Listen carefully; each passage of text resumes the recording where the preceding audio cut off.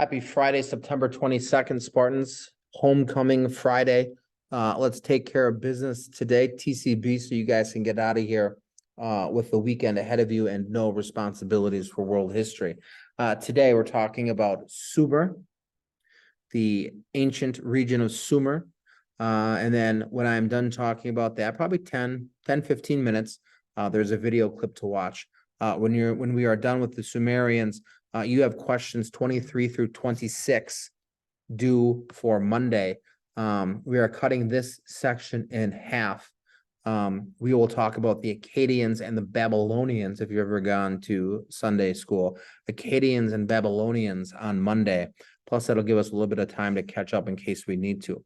So Sumerians today, and then a handful of questions for Monday. Let's get down to it. Mesopotamian civilizations, there's going to be several of them. A stark difference between the Mesopotamian civilizations and Egypt, the Egyptian civilization, well, it's right there in the terminology. Mesopotamian civilizations is plural. Egyptian civilization is singular. Egypt, largely after the unification of upper and lower empires or upper and lower kingdoms, is one single civilization controlled by one single government. That is not the case for these Mesopotamian civilizations.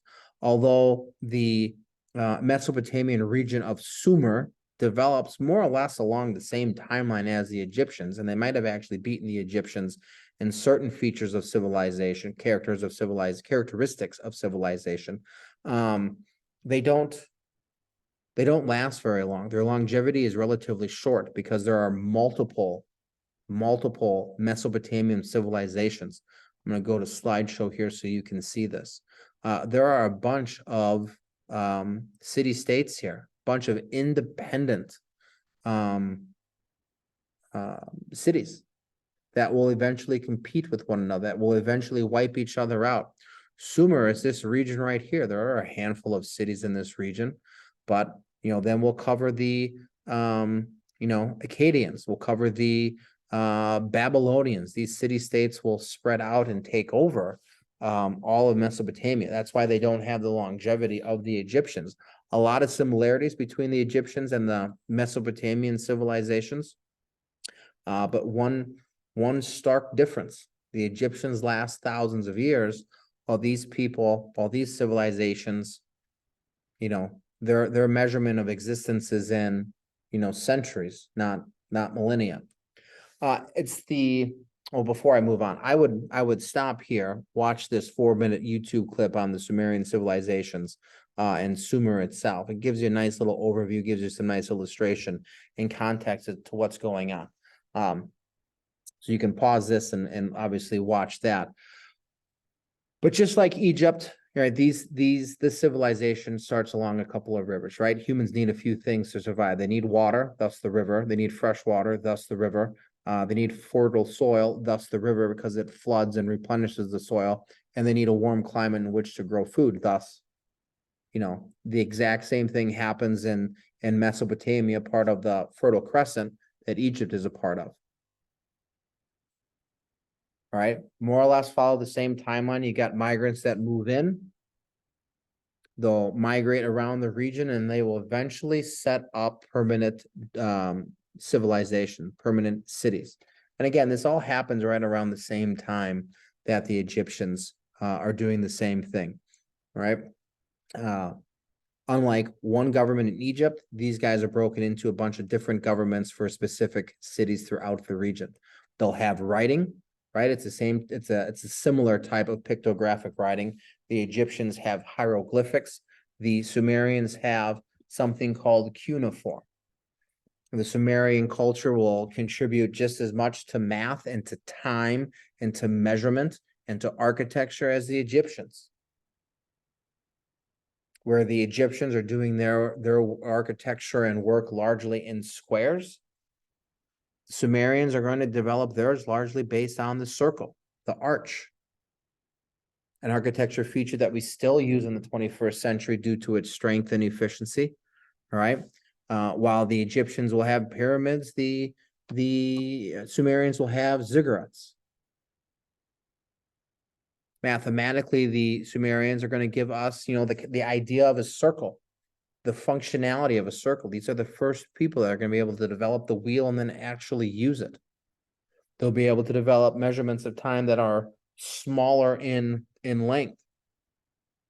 They'll work on the second, the minute, the hour, the degrees that are associated with the circle. And again, the fact that these guys are able to do these computations without a phone is impressive. I mean, I've seen many people in my personal finance class have to use a calculator to, subtract 250 from 1,000. It's $750. The fundamental difference, though, is that the Sumerian culture is broken into city-states. Very much like in middle school when you would have covered the Greeks, right? You've got a bunch of small, independent principalities, governments, territories. They're not united as one. Inside the city-state, I mean, obviously you would have your temple to whatever deity that city was worshiping. You'd have your place for trade. You'd have your place for industry. You'd have your place for socialization. Potentially, you'd have your place for growing food, although I would imagine, building the walls around large farms to support, thousands of people would be a little bit difficult. They had largely the same social structure. Each city-state had some sort of, independent ruler, a king, if you will. Underneath the king, you would have your priests. You'd have your government officials underneath them, those who collected taxes, those who could write, those who could read, those that would help implement laws. Underneath them, you would have your merchants or your traders. Underneath them, you'd have your laborers, and probably flying down at the bottom, you'd have your peasants.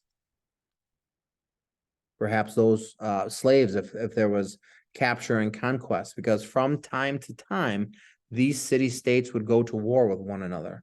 Very rarely would all of Mesopotamia be under the rule of one city-state or one ruler. It does happen. The Akkadians will come through, the Babylonians will come through, but largely these are independent. And because there'd be conquest from time to time, some of these people, some of these civilizations are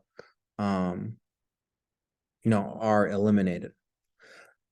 Mesopotamian civilizations, just to recap, again, they kind of spring up right around the same time as the Egyptians, and they achieve a lot of the same accomplishments, but they do not have the longevity that the Egyptian civilization will have, because these people, these civilizations are not isolated from one another. All right. You have questions 23 through 26 for Monday. We are looking at the Akkadians and the Babylonians. These will be the people, I can go to this slide right here. These will be the people you can see where Sumer existed, all right? Acadia, the Akkadians are right here. Babylon, the Babylonians a little bit further north. These will be the city-states that from time to time will spread out and conquer the region and more or less set up, empires. But we'll get more into that next week. You know what to do here. Hope you've had a great week. Enjoy Homecoming Friday. I know you have a Pep Fest this afternoon and a football game tonight. So get this stuff done so you have a free weekend to be with your friends and go to the dance and have a great time. Smart choices, safe choices. I'll see you on Monday in living color. Go Spartans.